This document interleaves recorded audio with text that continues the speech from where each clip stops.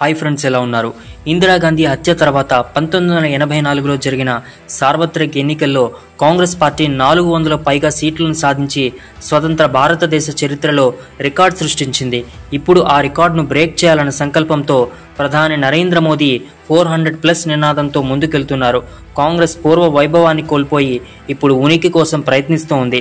1984లో కాంగ్రెస్ 49.10% ఓట్లతో 404 సీట్లు సాధించి రాజీవ్ గాంధీ నేతృత్వంలో బలమైన ప్రభుత్వాన్ని ఏర్పాటు చేసింది. అప్పట్లో పంజాబ్, అస్సాం రాష్ట్రాలకు ఎన్నికలు జరపలేదు. ఆ తర్వాత ఏడాది అంటే 1985లో ఆ రెండు రాష్ట్రాల్లోని 27 స్థానాలకు ఎన్నికలు నిర్వహించగా కాంగ్రెస్ మరో 10 సీట్లను గెలుచుకుంది. దీంతో కాంగ్రెస్ సీట్ల సంఖ్య 414కు చేరుకుంది. 1984 ఎన్నికల్లో కాంగ్రెస్ తర్వాత అత్యధిక స్థానాలను టీడీపీ గెలుచుకుంది. లోక్సభలో తొలిసారిగా ఒక ప్రాంతీయ పార్టీ ప్రతిపక్ష హోదాను సంపాదించుకుంది. భారతీయ జనతా పార్టీ ప్రపంచంలోనే అతిపెద్ద పార్టీగా అవతరించింది. 1980 ఏప్రిల్ 6వ తేదీన ప్రారంభించారు. నేటికి 45 ఏళ్ల ప్రస్థానం పూర్తి చేసుకుంటుంది. బురదలో పుట్టిన కమలమంటూ అప్పటి ప్రత్యర్థి నాయకులు విమర్శించేవారు. రాజకీయాలనే బురదలో స్వచ్ఛమైన కమలంగా ఆవిర్భవించిన పార్టీ అని ధీటుగా బదులిచ్చారు నాటి బీజేపీ నాయకులు. జాతీయవాద రాజకీయ పార్టీగా హిందుత్వాద ముద్రతో ముందుకు వచ్చిన బీజేపీ ప్రస్థానం చాలా ప్రత్యేకం. ఎన్నో ఆటుపోట్లను చూసింది. ఇప్పుడు దేశాన్ని శాసించే స్థాయికి ఎదిగింది. మోడీ, అమిత్ షా ద్వయం పార్టీని 2014 నుంచి పరుగులు పెట్టిస్తున్నారు. అనూహ్య ఫలితాలను సాధిస్తూ ఒక్కో రాష్ట్రంలో కాషాయ జెండాను ఎగురవేస్తోంది. కాంగ్రెస్ ముక్త భారత్ అనే నినాదంతో దూసుకువెళ్తున్నారు. యావత్ భారతదేశాన్ని మోడీ ద్వయం ఎలా కైవసం చేసుకుంది?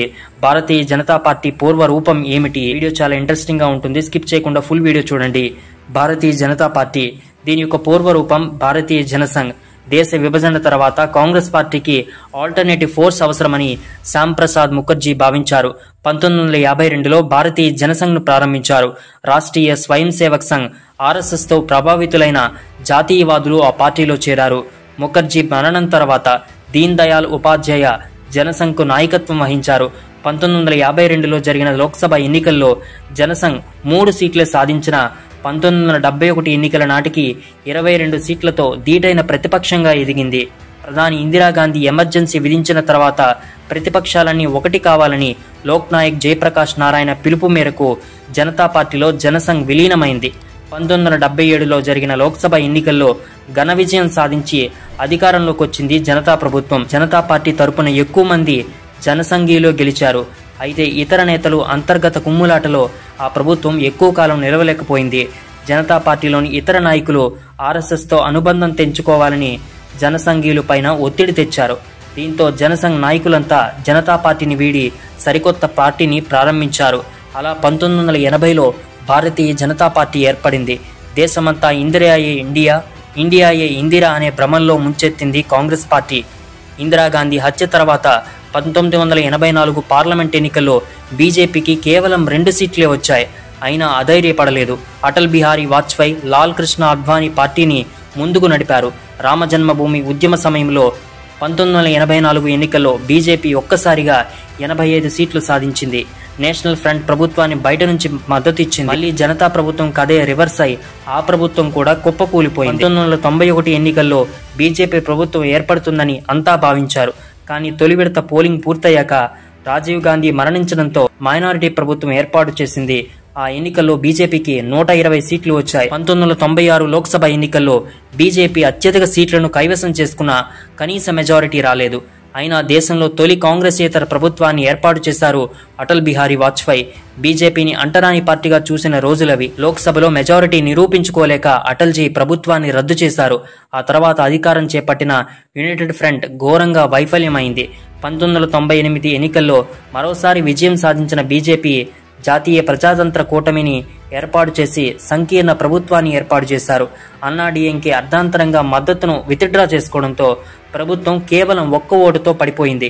1999 ఎన్నికల్లో మళ్లీ ఎన్డీఏ ప్రభుత్వం ఏర్పడింది.